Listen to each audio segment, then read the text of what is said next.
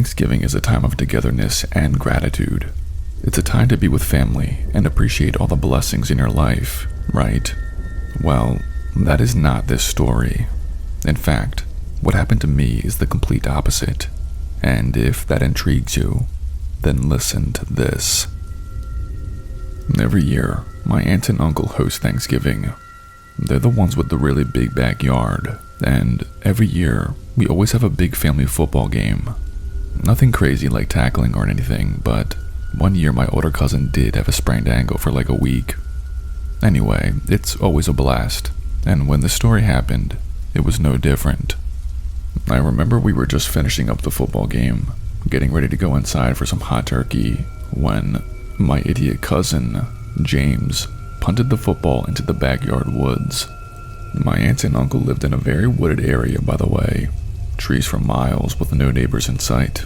Think cabin in the woods. That's their house. Anyway, when my idiot cousin kicked the football into the woods, I was closest to it.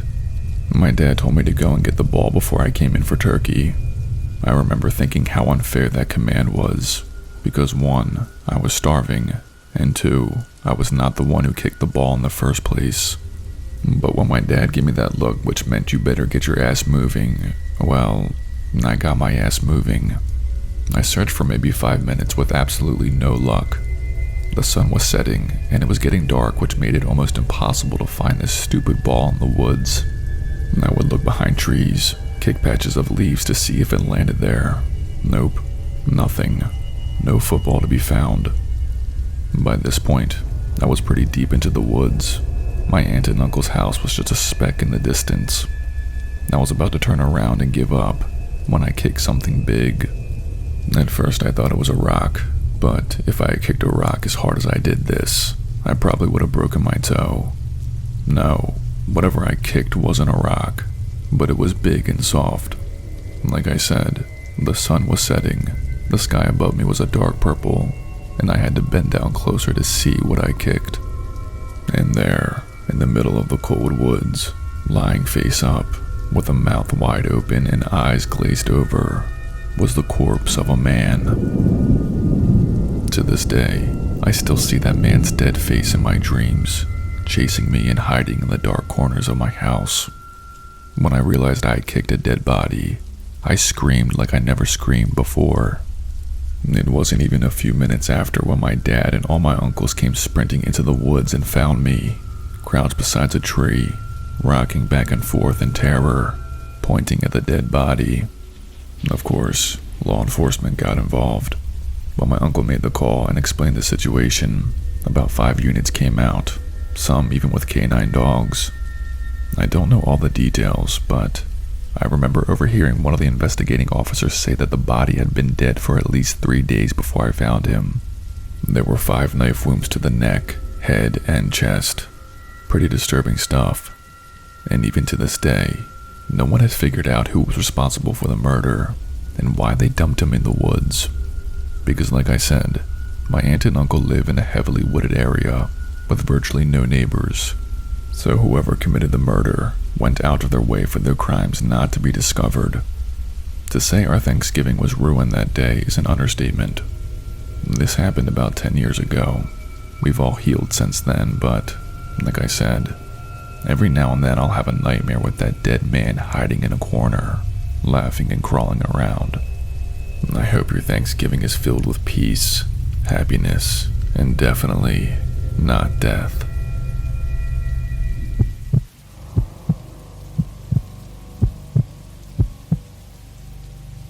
When you think of Thanksgiving, what do you think of? Turkey and mashed potatoes, maybe football outside with your cousins. That would make you normal. And unfortunately, what happened to me and my sister wasn't normal. Listen to this. Our family tradition for Thanksgiving was to go to our grandparents' house. They lived in the deep mountains, and the drive up there was always scenic. The color of the trees changing, and the crisp blue skies were always stunning. When we arrived that chilly Thanksgiving afternoon, my sister and I hopped out of our parents' car, walked into the house, and greeted our grandparents, aunts, uncles, and cousins. By the way, for context, both my sister and I were 17 at the time of the story.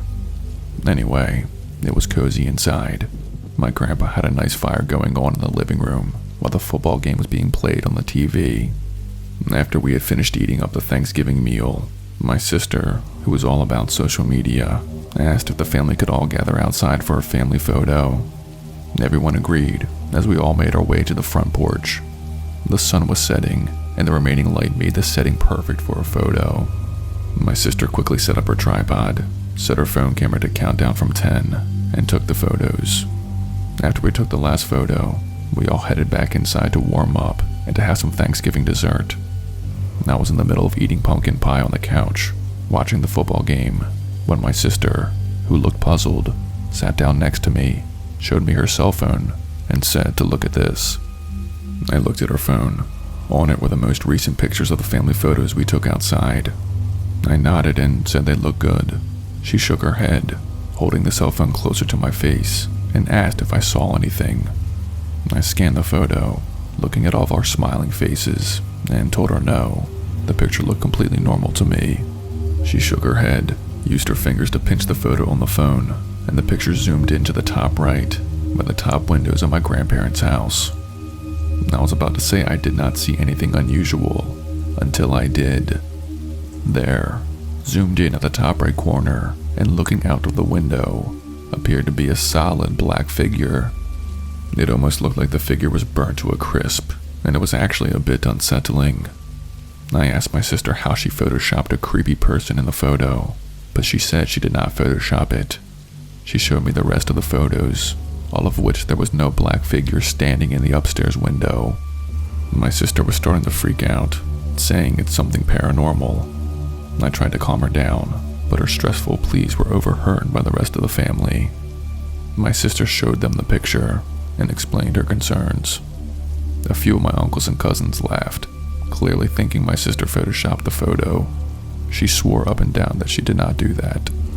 Finally, after a bit of arguing back and forth about whether the picture was photoshopped or not, my grandfather said he'll go upstairs to the bedroom window and check to see if anyone or anything is in there.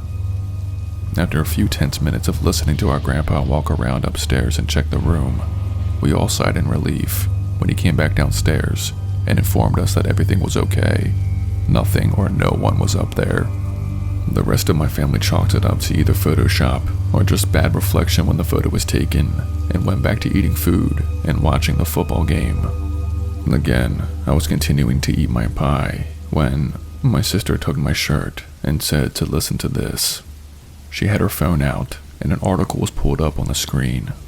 She said in this exact house, 105 years ago, a little boy was burned alive in his upstairs bedroom.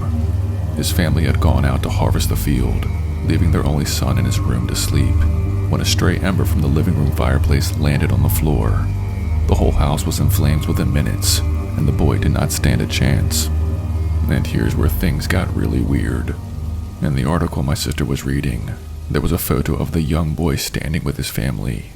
The boy was roughly the same shape and size as the figure in the window of our family photo. My sister and I still talk about this incident to this day. She even still has that family photo saved on her phone, and will bring it up every now and again. We still continue to take our Thanksgiving family photos on our grandparents' steps, but nothing like this has happened since. Happy Thanksgiving.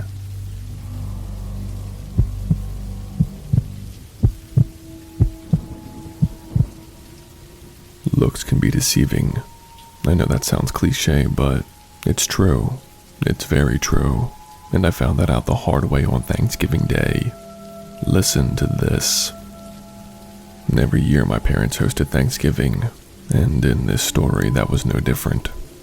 I was 21 at the time, male, fresh out of college, and I just moved into my own apartment about 3 hours from where my parents lived.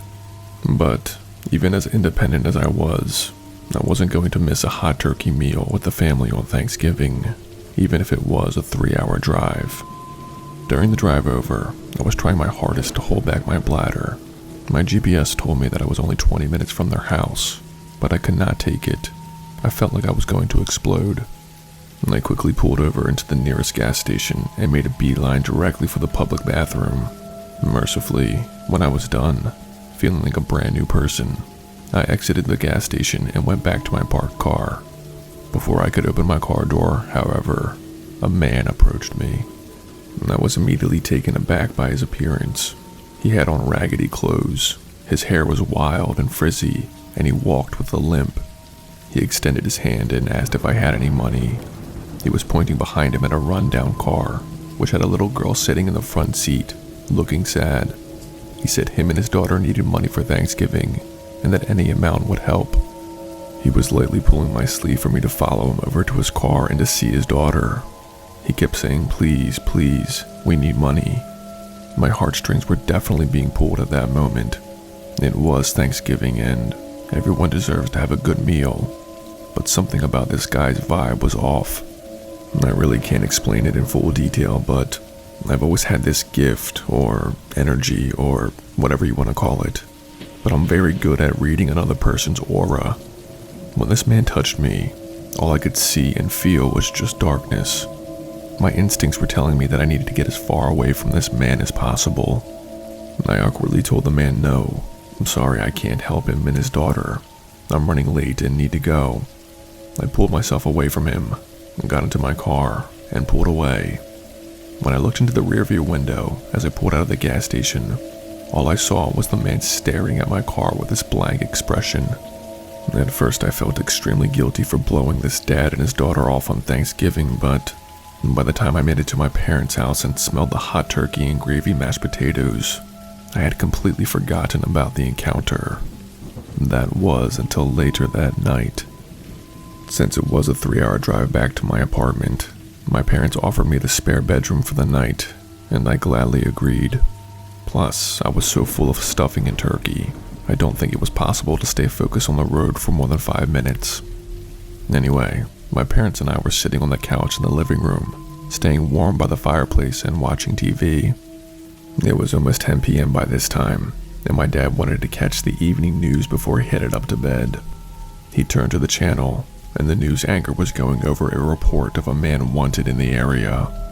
And they posted a picture of him from surveillance footage they had of him from a gas station. And this is when I sat up straighter and focused on the photo of the man. It was that homeless man from earlier that day. And the anchor went on to report that this man was wanted for multiple murders. But there was a twist to it. He poses as a homeless man, trying to lure people in with pity to abduct them. And what's even worse, he has a 9-year-old daughter who he uses to help sell his act.